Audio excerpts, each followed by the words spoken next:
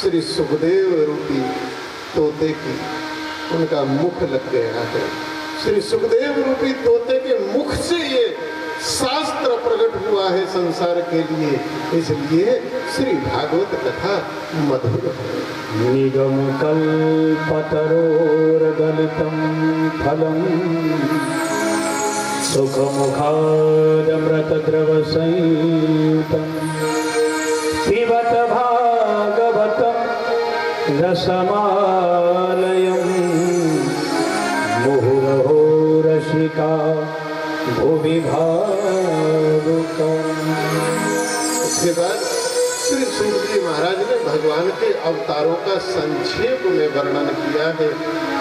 22 प्रकार के अवतार तो प्रथम स्कंद में, और 2 अवतार हंस अवतार और हयग्रीव, ये एकादश स्कंद में इसका संकेत। ऐसे 24 अवतारों का वर्णन किया है, लेकिन बड़ा संक्षिप्त में कि प्रभु ने सबसे पहला जो अवतार लिया वह कौमारी सर्ग में सनक, सनंदन, सनातन और सनत कुमार के रूप में लिया।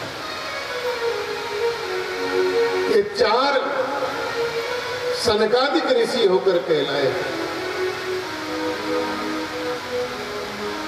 ब्रह्मा जी के मानस पुत्र हैं। चारों सदैव 5 वर्ष की अवस्था में रहते हैं, और इसलिए रहते हैं कि 5 वर्ष तक की आयु का बालक अबोध होता है, उसे संसार का ज्ञान नहीं होता, इसलिए वह पाप और पुण्य से भी मुक्त होता है। इसके बाद कहीं ना कहीं संसार का, माया का बोध होने लगता है, माया में फंस जाता है। छोटे बालक से माया भी दूर रहती है। वैसे तो ये संसार ही माया है। श्री सुखदेव जी महाराज तो माँ के गर्भ से ही बाहर नहीं आए। 12 वर्ष तक माँ के गर्भ में रहे, बाहर नहीं निकलते थे। जब भी और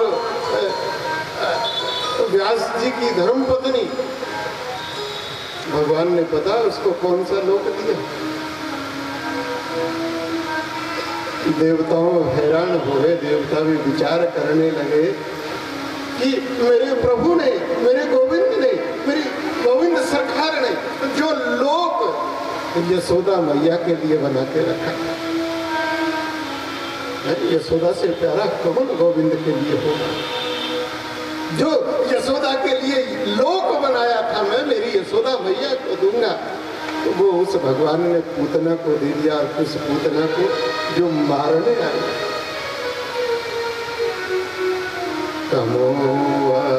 दयालु शरणं ब्रजे। ऐसा संसार में कौन दयालु होगा? जो मारने आई उसको भी क्या दे। ये बटुक ब्रह्मचारी जिस वन में श्री सुखदेव जी महाराज ध्यान लगाते थे, तप करते थे, ब्रह्म का चिंतन करते थे, और वहाँ झाड़ियों में ऐसे ऐसे श्लोक बोले, और जब कानों में ये रस भरे श्लोक जाए, श्री सुखदेव जी का ध्यान भंग हो जाए, दूसरी जगह जाकर बैठते हैं, तीसरी जगह जाकर बैठते हैं, और इन श्लोकों से, भागवत के इस माधुर्य से, इस रस से, अरे मैं किस रूखे सूखे ब्रह्म का चिंतन करता हूँ, वो कौन सा ब्रह्म है जिसने पुत्र को भी ऐसा लोक दिया। श्री सुखदेव जी बावले होकर, अरे भैया ऐसे ऐसे श्लोक और सुनाओ, और सुनाओ। तो ब्रह्मचारी जी कहते हैं, जो सिखा पढ़ाकर और पिताजी ने भेजे थे व्यास जी ने, बोले देखो ये तो हमारे पास सैंपल है, असली माल तो गोदाम में भरा रखा, ये तो सैंपल है, और जब सैंपल ऐसा है तो माल कैसा होगा। आओ, श्री सुखदेव जी कहते हैं हमको अपने गोदाम में ले चलो।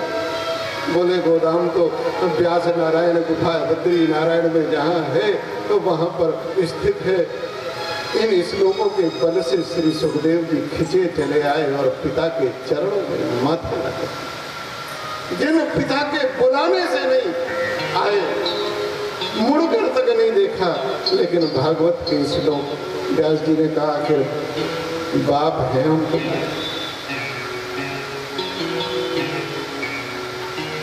और तब श्री वेद व्यास जी ने सुखदेव जी को भागवत शास्त्र, और उधर जब युद्ध की समाप्ति हुई है, महाभारत के युद्ध 18 दिन यह युद्ध चला। 18 दिन में 18 अक्षरोणी सेना का अंत हो गया। महाराज अरबों में जाके संख्या बैठती, केवल 8 योद्धा बचे, 5 पांडवों के और 3 कौरवों। महाविनाश, और महाभारत के बाद से आज तक भारत खड़ा नहीं हो पाया, टूटता जा रहा है, बिखरता जा रहा है।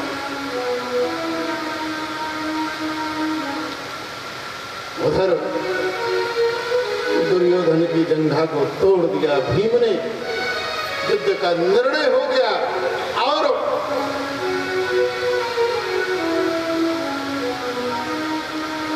दुर्भाव की अग्नि में जलता हुआ, दुर्भावना में ग्रसित अवस्था रात में विचार करता है, लेकर चलता है। उधर भगवान ने पांडवों को और द्रौपदी को लेकर कहा, आज शिविर में नहीं रहना है, आज यमुना के किनारे रहेंगे।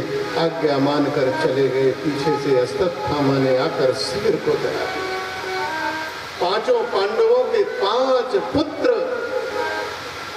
शिविर में जलकर जिंदा जल गए, मर गए। प्रातः काल पांडवों ने जब आकर इस अवस्था को देखा, द्रौपदी ने बड़ा विलाप किया। भगवान ने आज्ञा दी है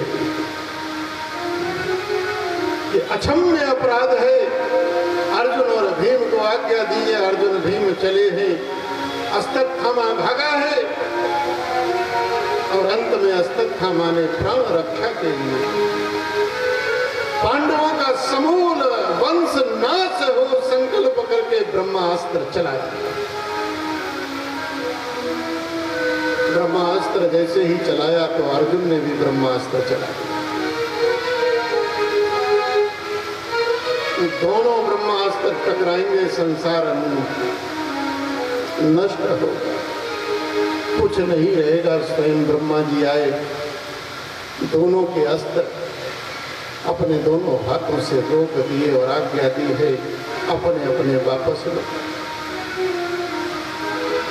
अर्जुन ने हाथ जोड़े, वापस ले लिए, लेकिन अश्वत्थामा ने चोरी से विद्या पढ़ी। द्रोणाचार्य ने चोरी करके सिखाया है, छोड़ना जानता है, वापस लेना नहीं जानता। वो वापस नहीं ले पाया, शस्त्र भटक जाता है, और अग्नि का गोला पांडवों का जो अंतिम वंश है, जो उत्तरा के गर्भ में और पल रहा है,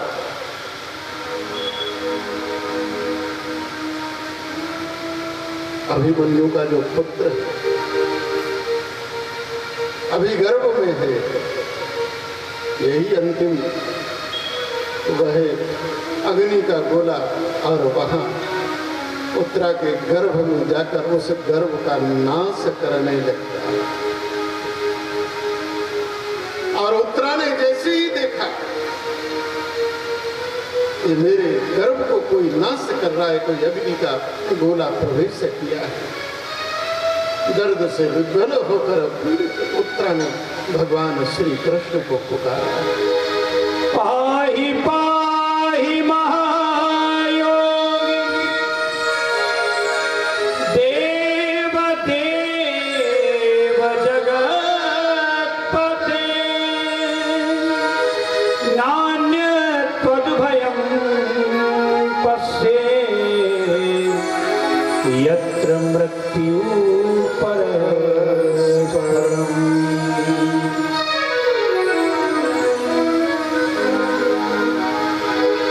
भगवान को जिस क्षण भी आप पुकारोगे उसे कहीं से आना नहीं, वो सर्वत्र व्याप्त है,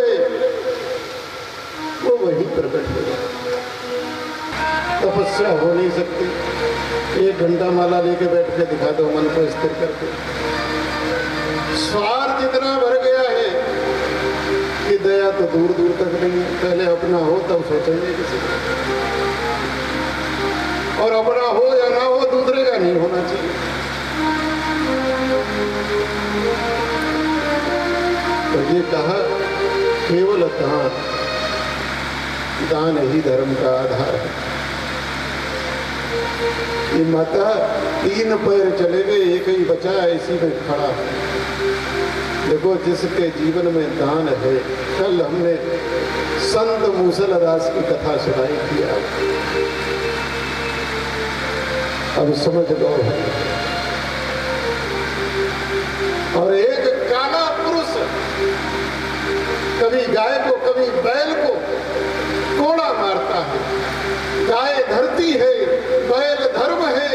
राजा परीक्षित ने जब देखा ये काला पुरुष कौन है, मेरे होते हुए गऊ को, प्राणियों को जो त्रास देता है, धरती और बैल को, धर्म को,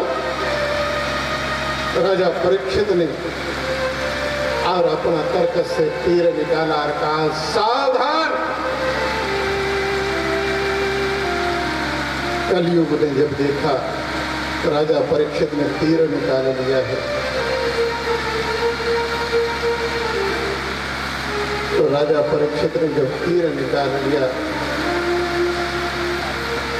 तो कलयुग परीक्षित के चरणों में गिर गया। त्राहि माम पाहि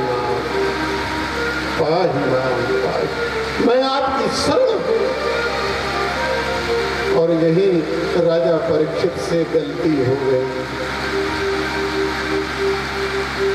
अरे क्षमा देखकर करना चाहिए कि किसको करें और किसको ना करें। राजा परीक्षित में वह बल था, कलयुग का अंत कर सकते थे, लेकिन राजा परीक्षित ने आकर धर्म का ही साथ दिया। और धर्म कहता है जो शरण में आ गए। कोटि विप्र बदलागहु जब ही आए शरण तजहु निहित। अभय कर दिया, बोले अभय हो जा, लेकिन मेरे राज्य से बाहर निकल।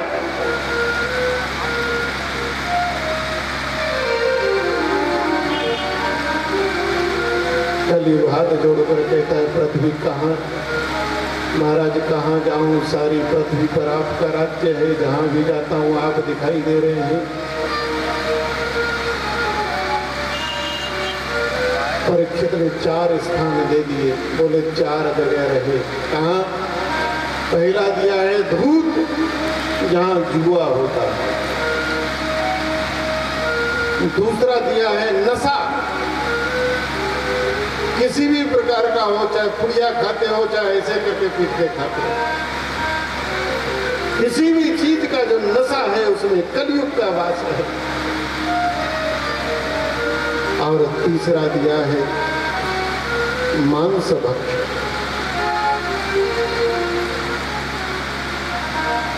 यह मनुष्य मरे हुए जानवर खाता है, मरे हुए मुर्दे को छूके तो नहाने जाएगा और मरा हुआ मांस खाएगा।